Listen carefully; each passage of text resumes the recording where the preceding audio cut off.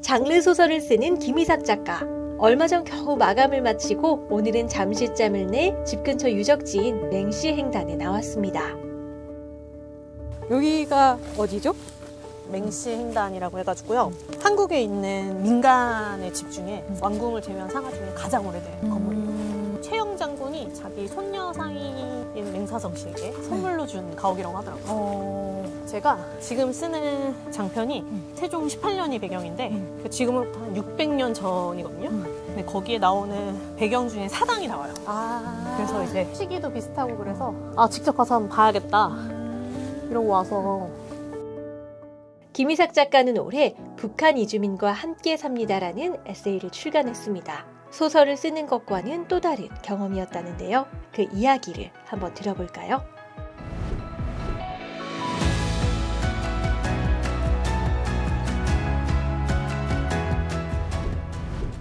근데 사실 에세이 나오고 난 뒤로 사실 연락이 되게 많았어요. 저는 사실 소설 작가로 할 때는 독자들이랑 이야기를 나눌 기회가 그렇게 많진 않거든요.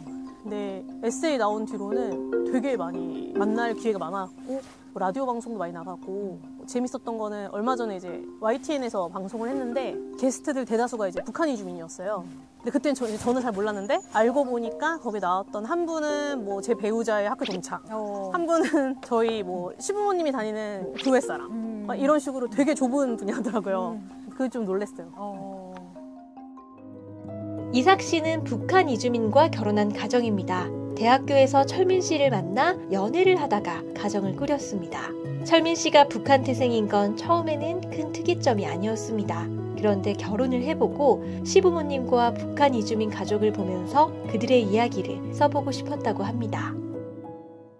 사실 한국에 이주민이 한 200만 명 정도 되거든요. 사실 이제 한국도 이주민 사회라고 볼 수 있는데 그중에서 북한 이주민은 3만 명 조금 넘어요.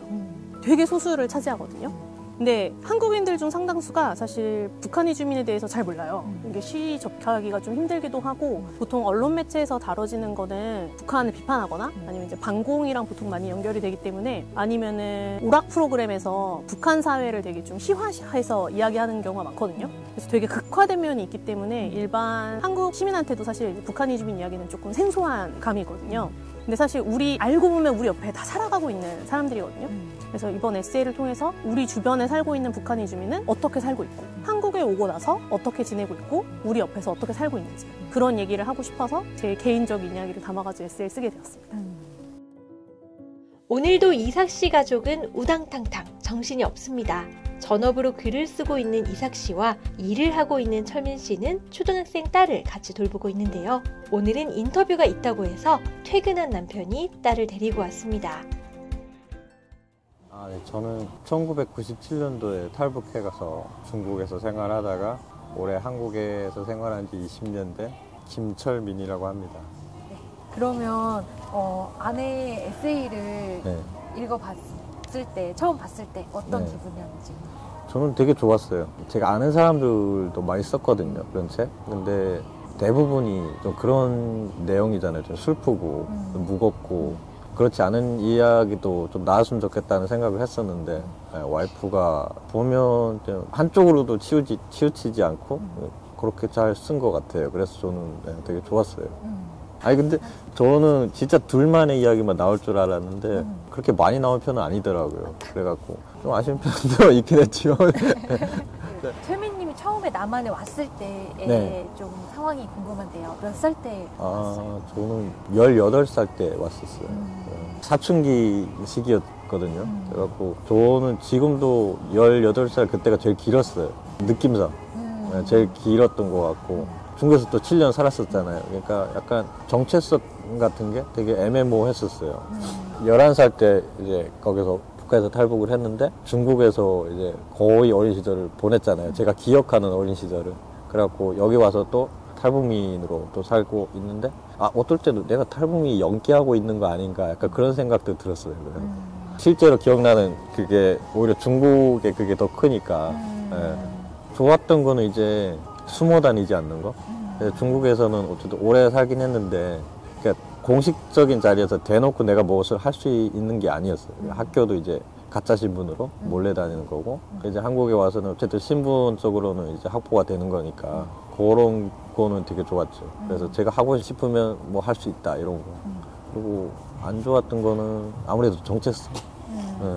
그러니까 고등학교 나와서 이제 대학교 준비하고 하는데 이제 그때는 언어도 약간 패치가 잘 안 돼갖고 나는 한국어를 쓴다고 생각하는데 이제 어디서 왔냐고 물어보고 그런 게 좀 그렇고 나중에 사회생활 대학교 졸업하면서는 이제 병력 문제.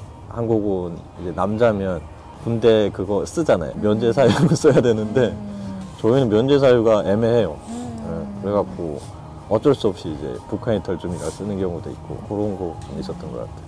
지금은 어느 정도 정체성에 대한 고민도 좀 뭔가 해결이 됐거나 지금은 더 편안한 마음이시고. 애가 태어나고 되게 많이 바뀌었던 것 같아요. 예전에는 그런 생각을 했었어요. 전쟁이 나면 되게 무서울 것 같다. 왜냐면 전쟁이 났다고 하면 남북일 텐데 이제 그러면 사람들이 우리를 어떻게 볼까 약간 그런 걸 많이 했는데 지금 같은 경우는 뭐 전쟁이 났는데 내가 가족이 다 여기 있는데 뭐 이렇게 내가 약간 떳떳할 수 있는 어쨌든 지금은 여기에 내 모든 게 있는데 지금은 좀 그런 게 좀 많이 나아진 것 같아요. 도윤이가 앞으로 좀 잘하는 세상은 어땠으면 좋겠다 그런 것들을 좀 바라는 게 있을까요? 그냥 편견이 없었으면 좋겠어요. 얘 같은 경우도 이제 되게 친한 친구가 있어요. 근데 여자인데 나중에 같이 둘이 결혼한다 그러거든요. 그럼 저희 같은 그 집 부모도 되게 약간 그런 거에 되게 개방적이라서 그럴 수도 있다고 그때는 그렇게 할 수 있는 그런 세상이었으면 좋겠어요. 이번에는 어머님과 나들이에 나섰습니다. 한 라디오 추석 특집 프로그램에 출연해 남한 며느리 북한 시어머니의 추석나기 이야기를 들려준 건데요. 방송이 끝난 후 어머님을 모셔서 이야기를 들어봤습니다. 네, 먼저 자기소개를 부탁드립니다. 김이삭 작가 시어머니 한영애입니다. 혹시 김이삭 작가의 에세이를 읽어보셨나요? 네. 우리 북한에서 여기 오면 어쨌든 문화가 다르잖아요. 서로 문화가 다르고 이런데 잘 어울리네. 진짜 그게 너무 좋았거든요. 고마웠고 며느리한테 고마웠어요. 조카들뿐만 아니라 우리 딸도 있고 아들도 있고 한국에 와서 또 이렇게 양딸처럼 품은 이런 딸들도 있거든요. 그런 딸들하고도 너무 차별 없이 잘 대해주고 잘하고 있어서 아들이 연예기를 몰랐었잖아요. 그래 우리 아들이 한국에 잘 정착할 수 있는 것도 또 며느리 도움이 많이 컸구나 하는 걸 느꼈고 속도 많이 써겠네 하는 것도 알게 됐고. 저는 책을 보면서 아들이 더 착한 것 같은데. 착하긴 해요. 착하긴 한데 어쨌든 이런 남과북이 문화 차이가 있잖아요. 그런 거를 극복하는 데는 아마도 며느리 도움이 더 있었지 않을까 싶어요. 이주민 얘기하는 거에 대해서 어떠셨어요? 북한은 지금 많이 달라졌어요. 옛날에는 뭐 남한에 갔다 이러면 북에 남겨져 있는 가족들이 해가 많이 끼칠까봐 좀 그런 두려움이 많았는데 북한도 하도 많이 탈북을 하고 하도 많은 사람들이 한국에 왔잖아요. 그러니까 그걸 어쩔 수가 없잖아요. 그러니까 많이 정치가 유해졌다고 보면 그처럼 그렇게 많이 그러지는 않아요. 예. 저도 이걸 보면서 다 사람 사는 거 똑같구나. 예, 똑같아요.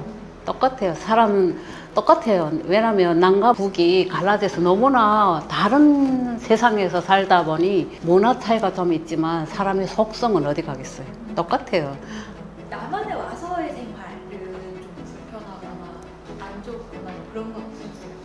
저는 별로 그걸 못 느끼고 살았어요. 말투가 다르잖아요. 근데 말투가 달라가지고 지금도 어디 가서 얘기하면 뭐 교포예요? 막 이렇게 물어보거든요. 근데 그 말투 때문에 이게 악센스가 세니까 어디가 말하면 저 뭐 어디서 저런 목소리 높은 무식한 여자야 막 이런 소리 들을까봐 그게 조금 조심스러웠지. 뭐 일하거나 이런 데서 북한에서 왔다 막 이거 속이고 싶지도 않았고, 왜냐면 내가 와보니까 자기가 할 수 있는 일, 자기가 있는 자리에서 그냥 최선을 다하면 그게 상관이 없더라고요.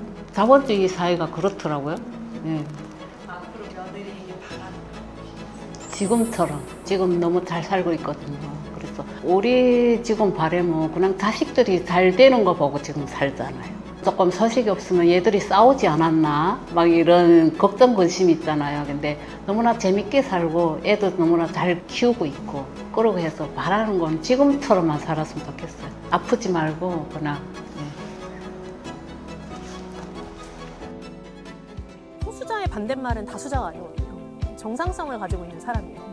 근데 이제 정상이라고 하는 거는 어떠한 사회냐에 따라 아니면 어느 시기, 어디인가에 따라서 매번 바뀌잖아요. 그러니까 나는 똑같은 사람인데 A에 있을 때는 괜찮았다가 B로 가면은 소수자가 될 수도 있는 거고 아니면 A 내에서도 어제는 아니었는데 오늘은 또 소수자가 될 수도 있고 근데 이제 그런 지점이 사실은 오히려 더 우리 자신에 대해서 많은 걸 생각하게 해준다 생각하거든요. 그러니까 왜 어떨 때는 이게 정상성을 되고 어떨 때는 소수자가 될까? 그래서 그걸 따져보면 사실 최종적으로 나오는 거는 아 우리 모두는 다 사실 서로 다 다르면서 같은데 그냥 어떤 건 정상이고 아니다 라고 이제 규정을 짓는 거잖아요. 그러니까 그런 걸 생각했을 때 아 규정이라고 하는 게 그렇게 중요하지 않을 수도 있고 우리는 그냥 다 같이 살아가는 사람이다 이런 걸로 따졌을 때 되게 여러 이야기를 할 수 있다고 생각했어요. 장애인이 될 수도 있고 뭐 성소수자가 될 수도 있고 아니면 난민이 될 수도 있고 저는 일종의 마중물로서 이 책이 여러분들 여러 사람들이 북한이즘에 관심을 가지고 싶었다라고 생각했고 실제로 주변에서도 원래부터 관심이 있었던 분들보다는 잘 모르고 생각을 안 해봤다가 아, 이걸 통해서 아 이런 경우가 있겠구나 라고 생각하게 된 계기가 되었다는 거 얘기해 주시는 분들이 많거든요. 그런 건 좀 뿌듯했어요. 철민님에게 한마디. 에세이 나왔을 때 가장 큰 불만은 사실 이제 배우자가 가지고 있었는데 자기가 너무 거기서 소심한 남성, 이렇게 유약한 남성 나와서 너무 아쉽다 그랬는데 그거는 너의 본 모습이야. 인정하도록 해. 아 그리고 사실 글 쓴다고 못하는 게 많아서 혼자 뭐 육아라든지 이런 거 하느라 좀 힘들었을 텐데 그래도 옆에서 지지해주고 계속 응원해줘서 너무 고마워. 다른 가족들? 엄마가 글 쓴다고 했을 때 자기 엄마가 작가라서 너무 기쁘다고 자기도 나중에 크면 그림 작가 되고 싶다고 그랬는데 엄마도 언젠가 네가 다 컸을 때 같이 동화를 써보고 싶어. 그래서 엄마는 글을 쓰고 너는 그림을 그려서 그 책이 나오면 좋겠어.